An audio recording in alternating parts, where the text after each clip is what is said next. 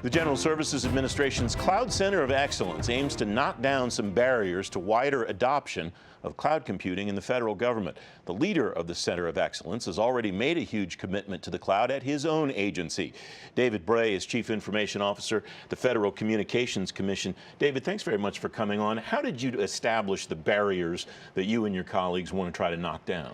So one of the first things I did when I parachuted into the role was to assemble anyone from the interagency that really wanted to accelerate the adoption of cloud and ask them the question, why should the public care if government moves with speed to the cloud? I mean, really, what is our value proposition?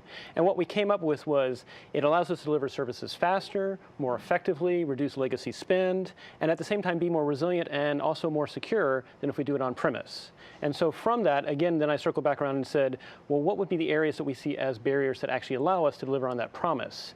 And what they came up with was really like 5 barriers. Basically, what can we do to accelerate both the acquisition? What can we do to accelerate the education on it? What we can do to accelerate the advocacy of it? What can we do to accelerate security barriers, because there are some myths out there that need to be debunked. And then finally, what can we do to actually have a la carte pricing so that in the future, I don't have to, in my own agency, try to procure this. All we have to do is actually have a pre-negotiated contract and put the money on top of it to actually get to the cloud. So as you started to explore those barriers, and I'll tick off a couple of them that I'm particularly interested in a moment, but as you started to tick those off, were there themes among all of those 5 where you go, oh, this is an issue with this one and with this one and with this one? Yes, so I think the most common theme is we are resetting existing mindsets within the workforce. The workforce was hired to do certain things, such as manage IT on-premise. And with sequestration, as well as everything else that followed from that, there really has not been investing in retraining the workforce. And so at the end of the day, it's really a 20% technology issue. It's an 80% helping the workforce recognize and embrace that this is useful. And it's even not just an IT issue. In fact, what I have found both in my own role at the FCC as Chief Information Officer, but also serving across the interagency, is we found the challenges is adoption of cloud oftentimes is a programmatic element that doesn't want to reinvent the processes that they've been using since the 1980s or 1990s. Mm-hmm. That's partly because it may put people out of work, it's partly because they're used to them and they rely on them, and it may also be because they're not aware of what clouds allows you to do much faster. And so what we need to do to make sure cloud adoption succeeds, and it's not just a technology effort, is to reach and then make sure we involve all elements both of the public, but also the private sector and the agency itself to really rethink how it does its mission going forward. So for those elements that you just listed, did you find them in a hierarchy? Did you find that some were more common than others? It strikes me that from what I keep hearing, the mindset of this is how we've always done it is probably the most predominant. What I'm hearing across the interagency when we've brought them to the different working groups is all of them having the challenge of it's not the technology, it's the mindset of both the programmatic and the IT. That seemed to be the predominant one. And what we heard when we were actually at the Executive Leadership Conference back in November, when people were allowed to tee up what ideas they thought that the next administration should do, one of the things we heard across the board is everyone thinks we have to address the workforce, help retrain them, help incentivize them to actually take risk and do things differently. Because right now, there's no upside if you do something different in government and it doesn't work out.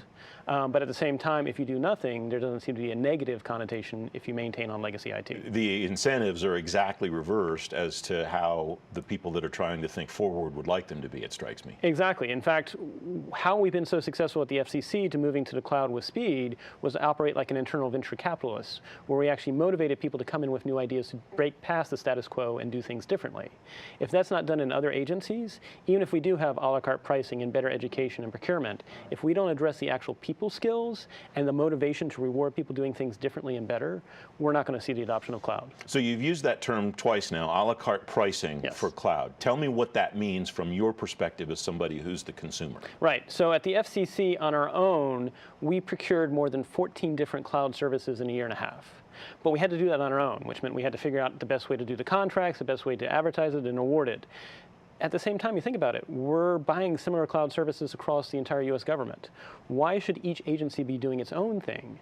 What we've also found is through informal surveys, we found that the prices that people are paying for these cloud services vary as much as 10 to 15x. Some agencies may be paying much less, some may be paying much more. And so if you think about it, what GSA and other agencies that are out there, there's NASA SOUP, there's NIH, NITAC, these really should be vehicles so that instead of us each trying to go alone and hanging by ourselves, we need to figure out how we can move together faster as a team so that we can remove these barriers and really begin to show the value both to the administration and the Congress and the public of, by going to cloud, we're not spending 85% of the $80+ billion that the government spends on IT for legacy IT. We're spending, instead of 85%, we're doing reducing it to 50% or less. But it seems to me the challenge there is mindset as well, because the feedback that I keep hearing from industry is a lot of agencies want to do it on their own. They want to figure out what their special requirements are, even if they don't really have special requirements, if they're just kind of thinking that way because that's how they've always thought. Agreed, and that's where you have to go back to the root of the problem is, why doesn't the agency want to embrace cloud? It's because it may be putting people out of jobs, it may be because it's scary because they're not trained how to do it, because there is no reward from the administration and Congress for taking those risks. I mean, if we're not celebrating those that are actually being bold, don't be surprised no one's doing it. But at the end of the day, if I think about it, I mean, we were able to get to the moon less than 9 years after it was announced as a goal. Why can't we say in 2.5 years, by the end of 2019, 75% or more of civilian federal IT is in the cloud? I mean, that should be much easier than trying to go to the moon. So if we set that bold, audacious goal, then what we can do is, using the Cloud Center of Excellence with GSA and its interagency partners, we can actually achieve it and show amazing results for delivering better public service to the public and to the private sector. So about 15 seconds left. What is the deliverable for this Cloud Center of Excellence? So our goal is this summer to tee up for OMB and the administration actionable things that they can do to accelerate adoption of cloud, and at the same time, a playbook for the interagency that they can do to bring back to their own home components and get past these barriers. David Bray, thanks as always for coming on. Thanks for having me, Francis.